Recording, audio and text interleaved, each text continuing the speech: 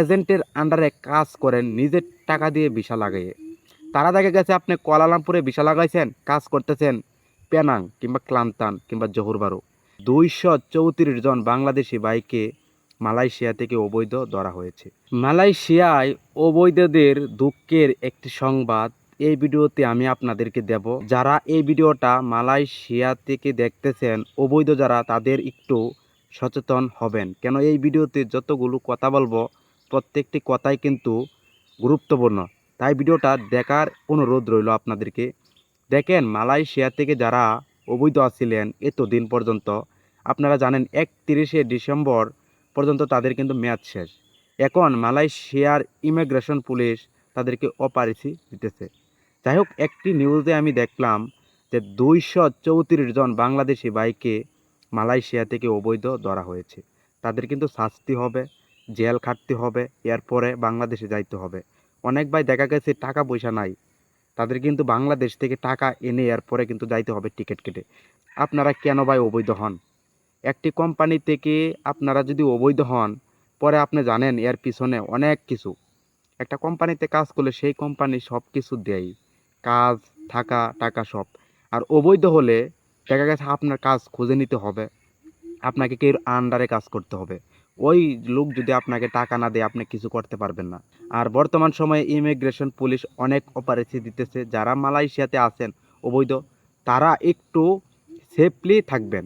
কেন, একটা নিউজে দেখতেছি, আবার আরেকটা নিউজে দেখতেছি সমান সমানভাবেই আপনার প্রতিনিয়ত অবৈধদের ধরা হচ্ছে, তাদের কিন্তু শাস্তি দিতেছে। এখন এই যে 234 জন বাংলাদেশি ভাইকে ধরেছে, তাদেরকে কিন্তু পাঠিয়ে দেবে।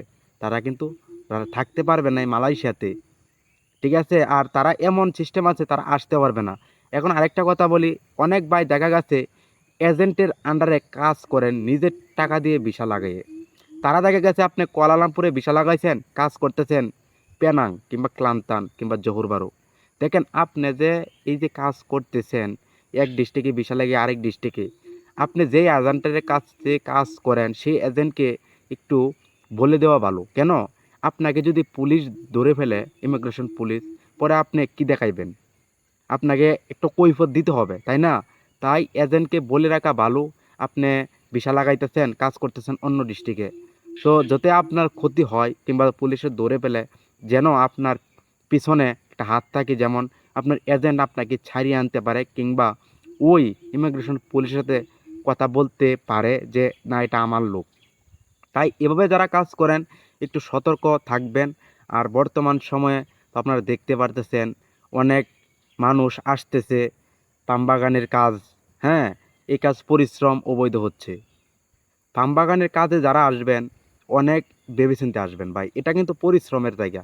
আমি নিজে পাম বাগানে কাজ করি, আমি জানি পাম বাগানে ফল কাটা কতটুকু পরিশ্রম, ঠিক আছে? আমি কিন্তু বর্তমান রানিং কাজ অবস্থায় আছি।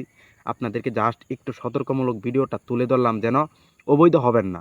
আর অবৈধ যারা আছেন তারা, আমি যেটা মনে করি, আপনাদের হয় মানে ভালোর জন্য যদি ভিসা টিসা লাগাইতে পারেন লাগাইয়া ফেলেন, আর দেশে যাইলে দেশে চলে যান। কেন, আপনাকে যদি ধরে ফেলে আপনি অনেক ক্ষতিগ্রস্ত হয়ে যাবে, শাস্তি পেতেই হবে। আর প্রতিনিয়ত ধরতেছে মানুষ, অবৈধদের পাঠিয়ে দিচ্ছে। কেন, মালয়েশিয়াতে অবৈধটা না হওয়াটাই ভালো। তো ভিডিওটা এই পর্যন্তই।